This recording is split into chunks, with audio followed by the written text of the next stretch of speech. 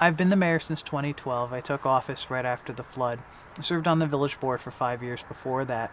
Bill, as our parks commissioner, has been wonderful. He's come up with a lot of ideas.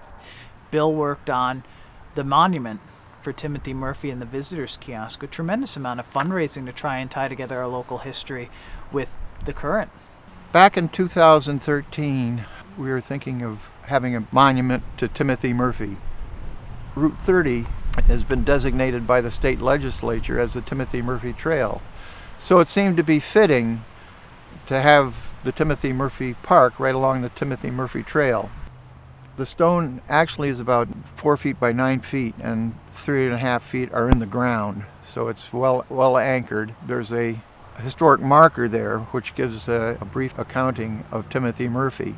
Timothy Murphy was a Revolutionary War hero, the one who was purported to have shot General Simon Fraser and turned the tide of the American Revolutionary War in favor of the Continental Army.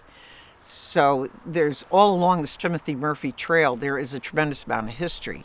Tim Murphy Park has kind of been an incubator for all the different projects we've been working on. There was so much struggle after the flood, and there's so much of like the greater overall look of trying to rebuild buildings, bring back businesses, keep people in the area. And this kind of represents it.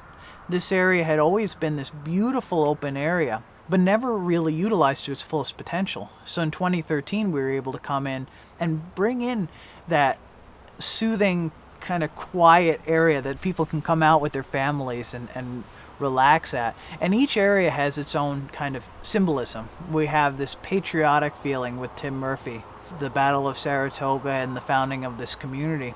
We also have this regrowth where everything is kind of cropped up since the flood, and this idea of Middleburg kind of blooming since the disaster can kind of be seen here.